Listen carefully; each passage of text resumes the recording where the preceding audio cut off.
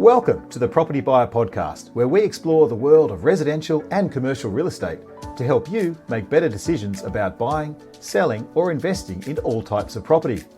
Join me, Rich Harvey, CEO of propertybuyer.com.au and multi-award-winning buyer's advocate.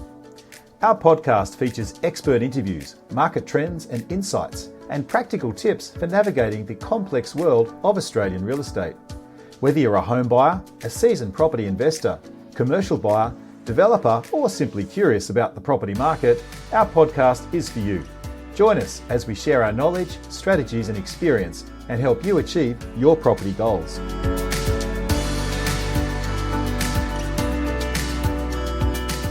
Well, welcome to another edition of the Property Buyer podcast. Today, we're joined by Anthony Knight, our senior buyer's agent and Central Coast specialist right here at Property Buyer. Now, Anthony has an exceptional track record helping home buyers, upgraders, downsizers and investors navigate the Central Coast market. With deep local insight, strong relationships right across the region and a real passion for matching people with the right property, Anthony's become one of the most trusted advisors on the Central Coast market. From sought-after luxury suburbs to high-growth investment pockets, Anthony understands the real nuances that drive value and opportunity on the Central Coast. And he brings a real calm and strategic approach to every search and negotiation. Anthony, it's great to have you on the show. Thanks for joining us. Rich, absolutely my pleasure. Wonderful. Anthony, we have a little tradition on our podcast for every guest, and we throw you what's called a thought of the day. And I'd love to get your perspective on this. And today's thought is from Irma Bombeck, who says, "When I stand before God at the end of my life, I'd hope that I would not have a single bit of talent left and could say, I used everything you gave me." What do you take from that quote? Well, to me, it means forever learning or forever trying new things. I mean, imagine, in your dying moments, you die with a talent that you never knew you actually had. How that discovery could have changed, the course of your life. Yeah. It's quite the thought. It is, yeah. I look at it and kind of go, you know what, I've been blessed. I've been born in Australia, not in an African country or a difficult country at war. And, I've been given a lot of gifts. And, for me, it's about also contribution and, what can I use? I've been very blessed in my life. What can I use to give back? And yeah, and be really satisfied and have meaning in my life for me. So that's what I take from it. But thanks for your thoughts. Absolutely. On it. Yeah. Let's jump into the property topic. So, Anthony, I've got a couple of questions for you. Let's just kick it off with, I guess, where do you think the Central Coast market is sitting at right now? Like, what's the general mood amongst buyers and sellers at the moment? Yeah, well, I mean, spring is always a very active time on the Central Coast, naturally.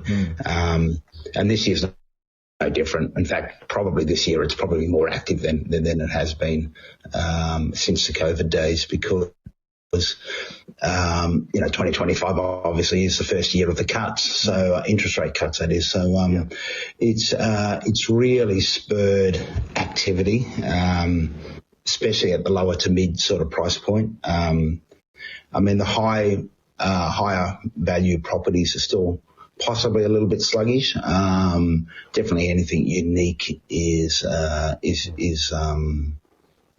in demand, but otherwise anything sort of under that sort of $1.5 million price point is moving very rapidly. Interesting, yeah. I mean, we're seeing not just in the Central Coast, but obviously with other clients right across the board, the investor market is really active. I mean, the proportion of loans going to investors is tracking upwards quite significantly.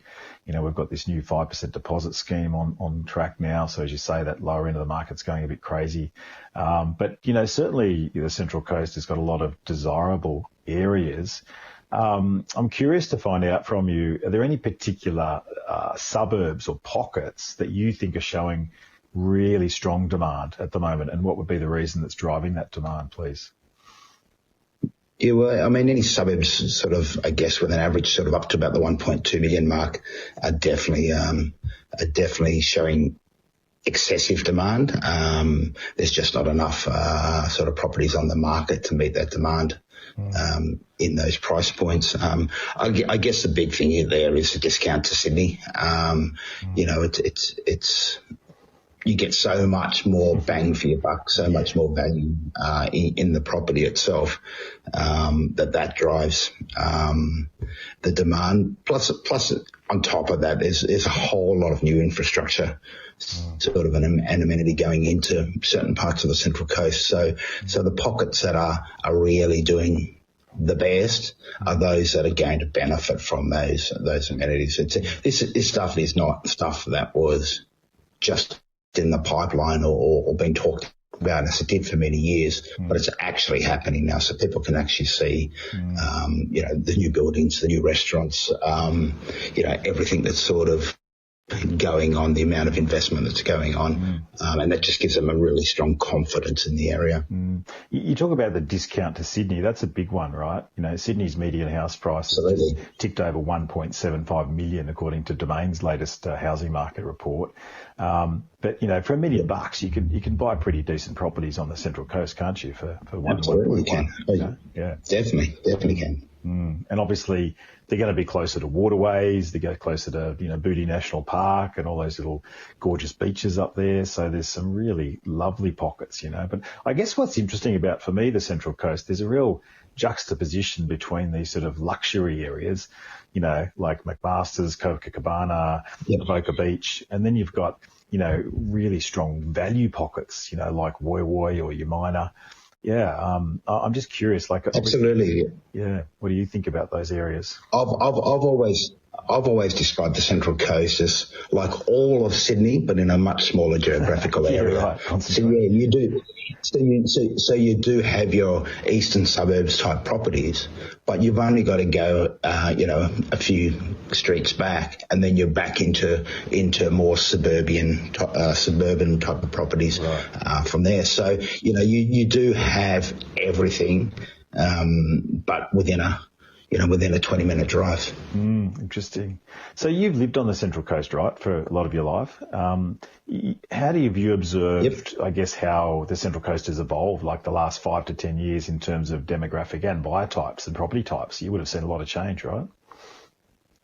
Yeah, for sure. Yeah, I mean, in the 30 years that I've been here, it was gone from a big country town. I mean, it wasn't a small country town, but it was still very much a country town into growing up into a sophisticated, and it's still growing. You know, as far as the demographics will go. But it's become far more sophisticated in regards to food choices, in regards to recreation, golf courses. We've had 2 top line golf courses come on in the last 20 years with Magenta Shores and Cowinda. Our grammar school is considered to be one of the best in the state. So it's just given, all of this has given Sydney buyers really good choice of quality of life, but not actually having to, I guess, give away the things that they value in their day-to-day life. And it's not as congested. I mean, I think a lot of people don't realise just how close the Central Coast is. I mean, once you hit the freeway, you can be at, you know, the early parts, you can be at Yamina or Woy Woy in 30 minutes from Marunga, you know, or so. I mean, from my place exactly right. on the Northern Beaches, I could be at Yamina Beach in just under an hour. It's incredible now. Obviously, maybe not in peak hour, but it's not that far, you know. So, what's the lifestyle factors? Like, tell us more about. Just unpack that for me. What are the lifestyle factors that's drawing people from Sydney and other areas to the Central Coast? Because, I mean, I've just taken inquiries from people that want to move from Melbourne or from even Queensland to the Central Coast. But what do you think's driving people there? Yeah, I mean, we've touched on a few things already, and definitely the beaches and the waterways are the first thing that people will I guess, pick up on, and that's the picture that they would have in their minds about what the Central Coast represents. But it is the other things that have now been added as well. Like I said, being able to play on quality golf courses, the sporting fields, the schools, not just the private schools, but there's some very, very good quality public options as well. And the restaurants and the bars and everything as the Central Coast is growing up. So I think the beaches and the bring people to you first, but I think they get a surprise now out of what lifestyle beyond the beaches the Central Coast can offer. Is just in terms of geography, just talk me through that for a second. Like, you've got the entrance and Tuggerah Lake, right? It's sort of, I guess, the sort of northern part, if you like, but then you've got, where you are around Point Clare, Gosford and Davistown and Woiwoi, etc. And then you've got the beaches. How can you split up the Central Coast in any way, or what's your thoughts on how you describe it geographically? Yeah, you definitely can. I mean, and it's I guess it's part of the uniqueness with the Central Coast is that geographically, and the topography has natural splits in certain parts, so that the northern part does have a mountain range that sort of runs through and sort of splits it from the south, unless you're going up the freeway or up the beach side. So there is differences in I guess in the demographics as it goes across the coast. But most people, I guess when they move to the coast, part of the conversation is what sort of water do they like? The beaches are obviously a big appeal, but the beaches aren't the waterway that everybody chooses. And so around your Point Frederick and Gosford waterfront, there's a lot of boating and other things along those lines, jet skis, sailing, whatever you choose. So I guess it becomes a matter for people who are moving to the coast and who live on the coast to determine, what part of that do they like. But the fact is that if you're in the Gosford area and you love sailing, you're still only 10 minutes from the beach. Well, so you've got all those options available to you. I learned to water ski. I've got a real soft spot for the Central Coast because I learned to water ski up at a place called Brightwaters up near Bonnells Bay, and I used to go on a lot of camps up there when I was a teenager and absolutely loved it. And still go up to this day, and do a lot of. Occasionally get away for a weekend up at the entrance or at some of the beaches. And also, my dad used to own a holiday house when I was just a kid up at Avoca Beach, and I was very sad the day that he sold it. He had to sell it for financial reasons, but we used to go up there and as a family and have lots of holidays at Avoca Beach. So I've got a real soft spot for that area, but the prices have gone nuts on that in that little pocket. But are you seeing more people sort of moving permanently, or like up to the Central Coast from Sydney, or sort of Sydneyites buying weekenders and holiday homes there? What's the split there, do you think, Anthony? Yeah, it's definitely more permanent. I mean, there's always a demand for the holiday home or something that people can Airbnb as an investment, and then maybe have an ability to use it part of the year as well. Yeah. But there's definitely more permanent. Especially that's clicked on since COVID. I guess the work from home sort of new world order. Even if you've sort of got to go to the office for, 2 or 3 days a week in Sydney, it's not like the commute that it used to be. So it allows people to to base their families up here, and if they still need to go to Sydney to earn a crust, they can. It's no big deal. I think we saw quite a lot of, I know when COVID hit, we had a lot of demand for buyers looking to move to the Central Coast and Newcastle, just that little bit further out of Sydney. And that was quite strong, that demand there. Absolutely. Anthony, you mentioned just previously just about infrastructure. If I may just pick up on that point in a little bit more detail, like things like North Connects, and there's been a lot of talk of a fast ferry or eventually a fast train. What are you seeing, or how has infrastructure development really influenced property demand up there? It has made a massive difference. I mean, North Connects definitely has had an effect, but I guess the demand picked up even before that. It started earlier with when the old F3 or M1 as it's known now was widened to 3 lanes all the way to the Central Coast. That took out the bottlenecks. The Friday afternoon commute became a lot smoother. And now it's quite a breeze to move from Sydney, like you said, up to the Central Coast. It's a very easy drive most of the time. Obviously, holiday times. Yeah.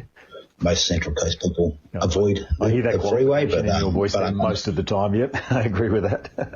Yeah, absolutely. Yeah, for sure. So that extra demand had come through earlier from that. So the big things that are now changing. I mean, obviously, we all would love the fast train and would make such a difference. And there's been a $500 million being spent on further research, but it's. I get a little bit cynical. It's been 30 years of promising, but so let's just park that for the moment. I think it will happen eventually, but we just don't know when. But it's probably more the stuff that's happening on the coast, the infrastructure on the coast, that's actually creating much more demand.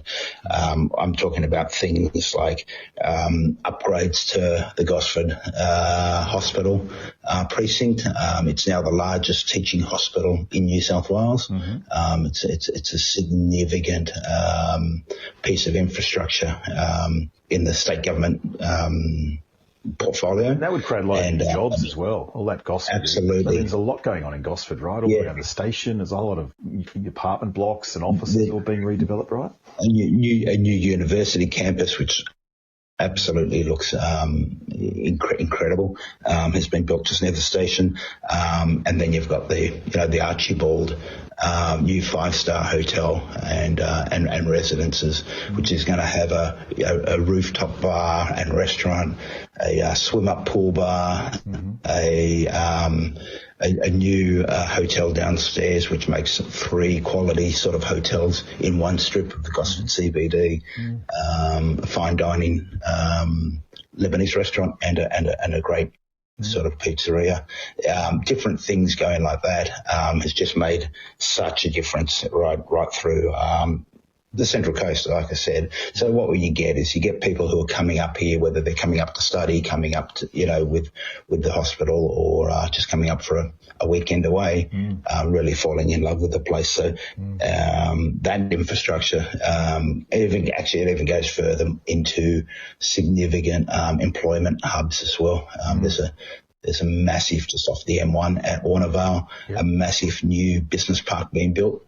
And so it's just giving locals far more opportunity to live here, but also to work here.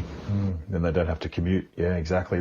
It's interesting that Warnervale precinct, when they redeveloped all around the station there, and obviously you got some significant housing estates there, is a great employer area. I guess that kind of brings me to my next question, which is around buyer profiles. So we've got, your typical home buyer, but then you've got investors, and then within the home buyers, you've got upgraders and downsizers. What are you seeing in terms of the volume of those types of investors and home buyers coming through?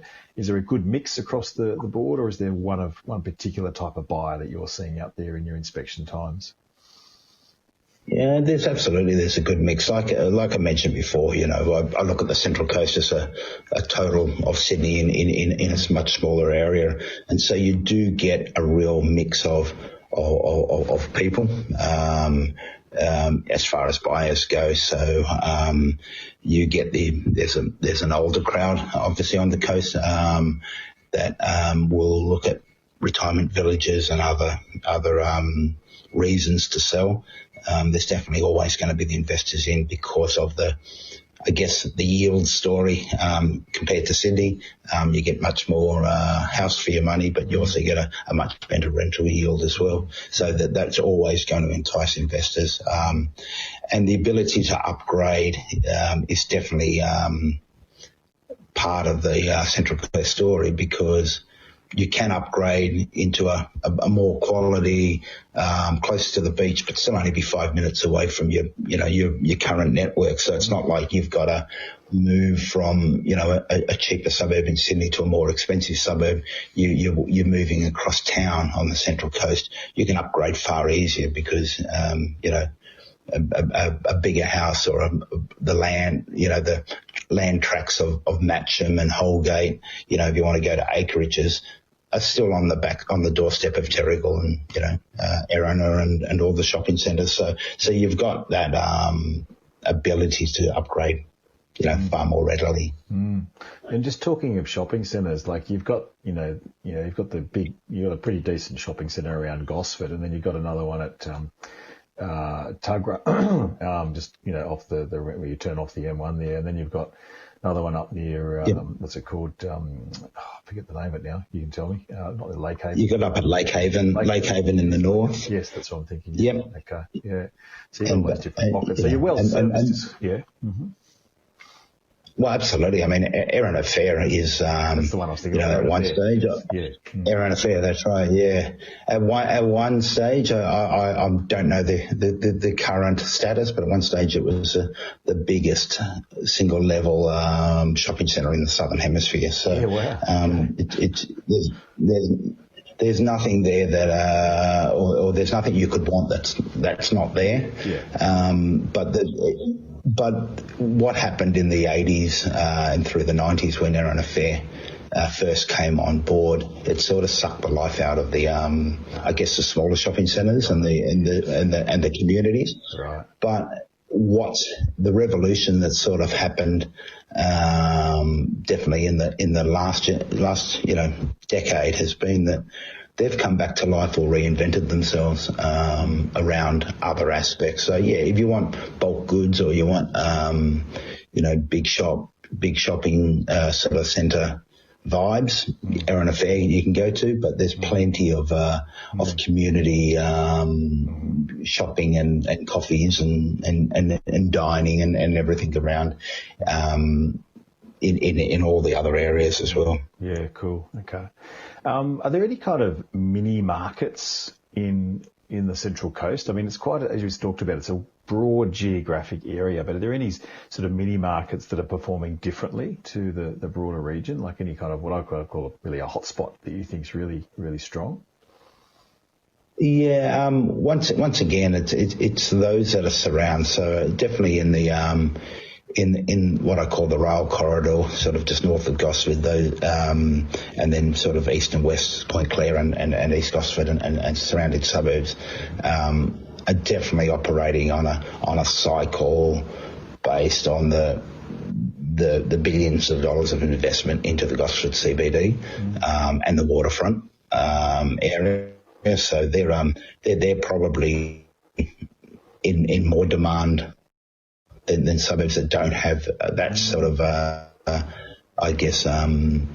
drawing or the benefit from that infrastructure. Yes. But outside that, the areas like Kilcare and Pretty Beach are a little bit more isolated, and they do operate in their own sort of time and market as well. That's just a geographical sort of side of it. But once again, those really sort of high price point ones are still sluggish a little bit in regards to how the market's playing out. So definitely in regards to terms of positive activity, those that are benefiting closer to infrastructure. Yeah, spending the same up with the new houses in certain parts of the Warnervale area, given the amount of employment infrastructure that's going in up there, is definitely drawing people up to there as well. So I would say that they're probably the two most active markets at the moment. Okay, excellent. A lot of people kind of really misjudge or kind of have a prejudice against the Central Coast. What's the biggest mistake you see buyers making when they're buying on the Central Coast? Probably that they tend to gravitate towards the suburbs that they know the names of.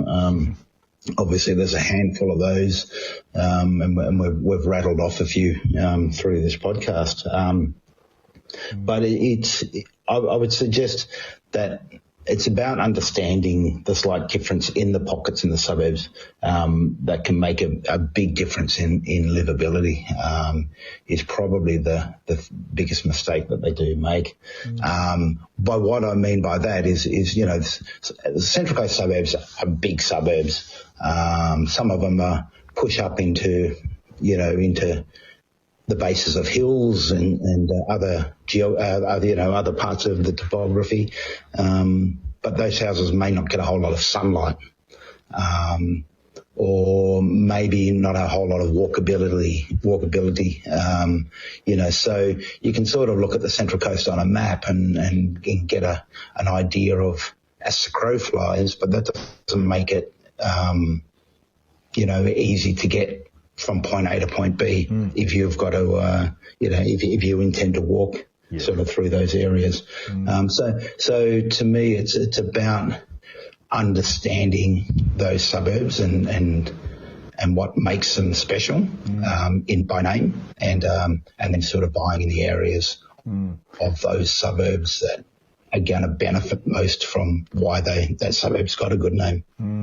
Like I mentioned that sort of the misjudging thing. Now, you as a buyer's agent obviously help educate your client through the process, but how do you deal with, either prospects or clients that sort of think they just don't want to, or really don't understand the Central Coast? How do you kind of educate clients on where the pockets of value are and why a particular area is better than the other? What do you do in that regard? Well, I guess it comes down to, first of all, if they can't, come to the Central Coast and see in person, it comes down to a frank description of what I'm looking for and why I'm looking for it, and why I would discount a property for a particular reason.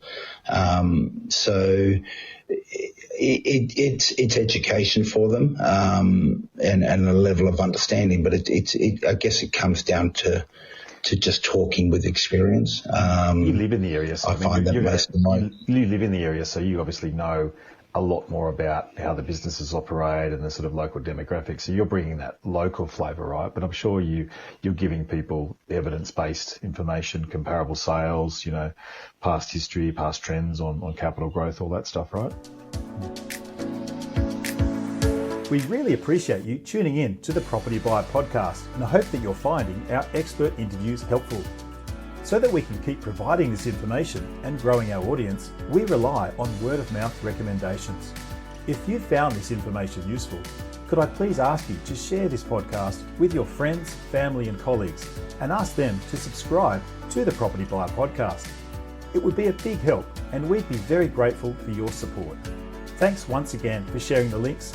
And now, let's get back to the podcast.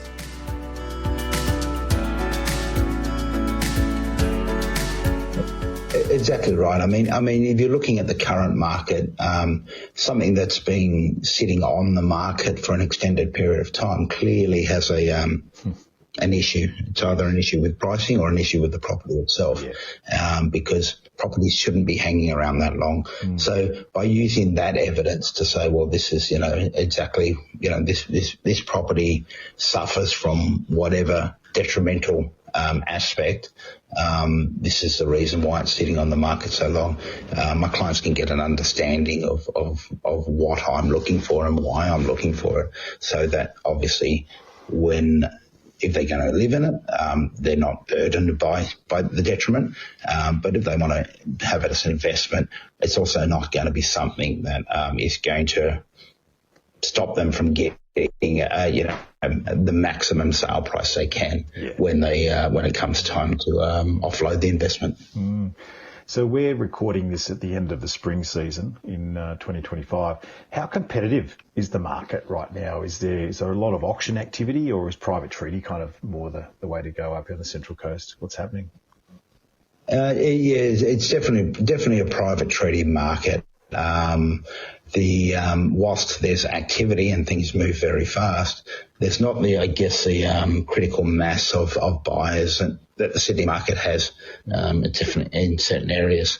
So auctions, unless the property's, really unique, so it's got by view or by design or has something going for it that stands it apart from the rest of the market, your average 3 or 4 bedroom house will be sold by private treaty. That way, at least the real estate agent can,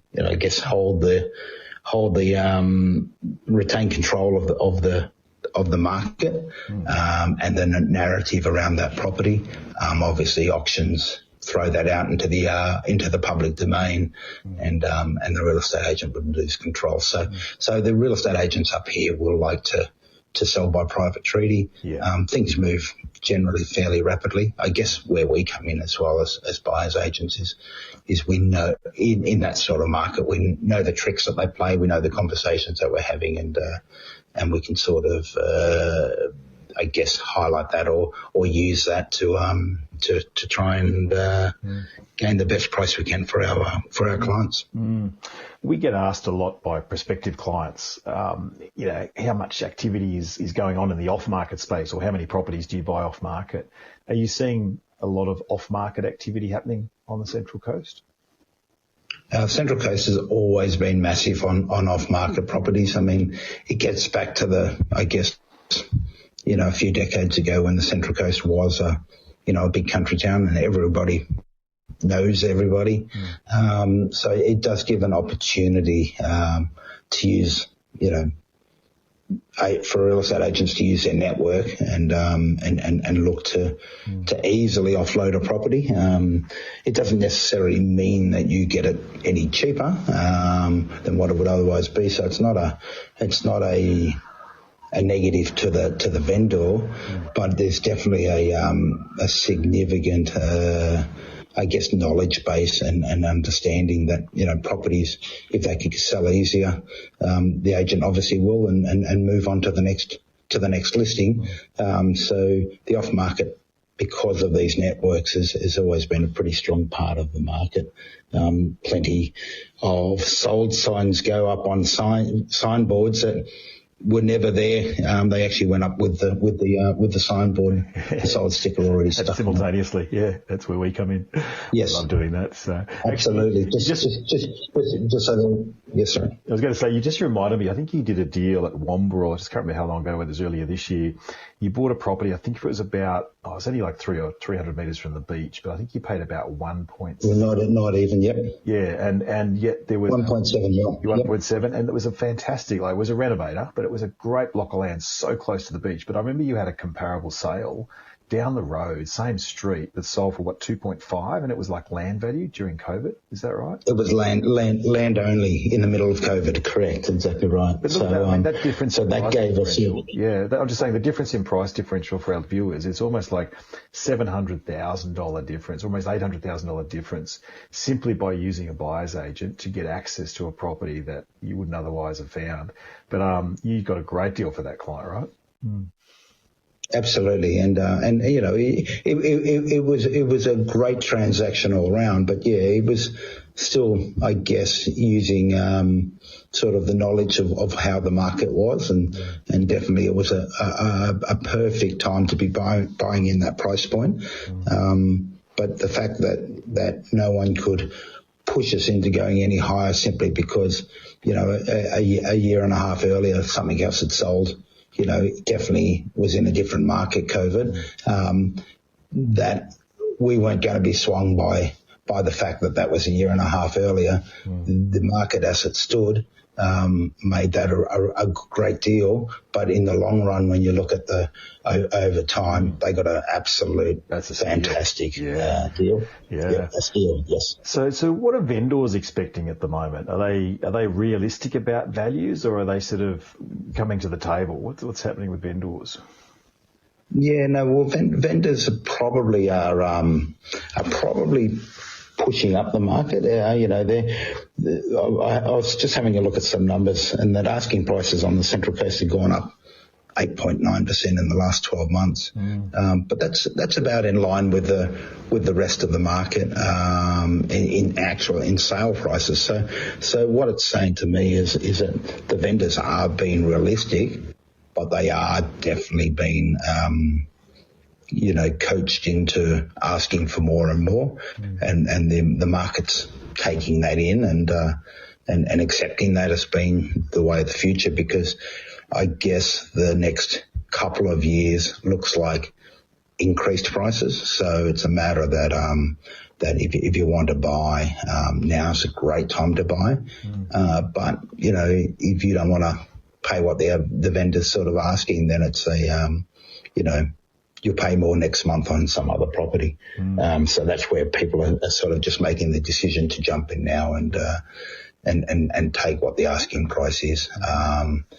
It's in the long run, like this one in Wombrel, if that's the market, I believe that in the long run it's really still going to be beneficial, because we are still such a significant, like I said, a different price gap to Sydney.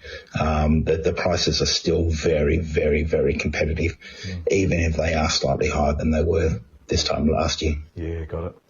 I just want to, in the last part of our podcast, just look at the outlook of the market on the Central Coast and also opportunities for investors. I guess this is where I'm asking you for the little bit of gold dust, Anthony, if you're happy to share. I guess for investors, firstly, like what particular areas and also maybe property types are showing the best returns and the best yields and the best growth? What would you say? Well, I mean, I'm always trying to balance off growth potential with the weekly, rental yields. Trying to find a good balance for my clients. So something that gives a great weekly rent, but is in a perfect growth area, is obviously the golden nugget. So our rental yields are tremendous in regards to, compared to Sydney. Give us some examples. Just give us some numbers if you could. Just give us examples of say a purchase price. Yeah. So I mean, here on the Central Coast, if you were to buy, in one of the more competitive sort of suburbs around that 900 mark, you're probably going to find that you're going to rent it for, 780, 800, 820 a week. So we're starting to talk about yields that are still in the 4%. That's great. Whereas that's quite difficult to find in a lot of, I guess, city areas. And so three or four bedroom houses in suburbs that surrounding the massive infrastructure sort of and the billions of dollars of investment that's going on are going to give you a fantastic hold yield, but also going to give you a really good, strong growth potential. So once again, like I said, it gives you the best of both worlds. Suburbs that are the ones that I mentioned around the sort of the Gosford CBD area, definitely some suburbs. Not all of them in the Warnervale area. There's a couple of suburbs, one in particular that I really like that has a beautiful sort of nature corridor running through it and walking tracks, etc., as opposed to endless sort of rooftops of that new suburbs can sort of bring into play. Yeah. And anything that's I guess the suburbs that. There's some certain suburbs that are just one back from the beachside suburbs. So obviously the beachside suburbs did tremendously well in capital growth for up COVID and post-COVID. But the suburbs that are just one back, some of them didn't catch that full capital growth upswing. So there's quite a disparity in prices in certain areas where you can move 5 minutes back from the beach, not be right on the beach, but pay a lot less and get a much better rental yield than those beachside suburbs. Yeah. I mean, I put my money where my mouth is. As you know, Anthony, I bought up a couple of years ago up at Umina Beach and did quite well, bought just under $1 million and added a granny flat, which certainly significantly boosted the rental yield, but that's doing very well. Absolutely. So very happy with that purchase. And there's plenty of Central Coast properties that have those bigger blocks and do have that granny flat potential. It's one thing that we haven't touched on, but it's more definitely one way to increase that rental yield very comfortably, because once you own the land, the yield you get from investment in a granny flat is beyond anything you're going to get. That's pretty much in any market anywhere. I mean, just to share the numbers again, I'm happy to share them, but I paid $950 about 2 or 3 years ago, I think 2 years ago now for the block, and then I spent about just $200,000 building the flat. And if I just left the house where it was, like you said, I would have got about a 4.2% yield, but I'm getting a 6.5% yield now with the granny flat after spending that extra investment on the flat. So that's it's a fantastic yield. So super happy. It's a great yield for bricks and mortar. Yeah. What else can I answer just before we wrap up? Your outlook for the Central Coast over the next 1 to 2 years. What do you think is going to happen, and is there any other factors driving growth and stability? Well, I mean, interest rate movements definitely has a massive effect on the Central Coast market. I mean, it's very much a mortgage belt still. 80% of the market is mums and dads, working and paying their mortgage. So demand is definitely driven by interest rate cuts and stymied when the interest rates start to move up. So given notwithstanding the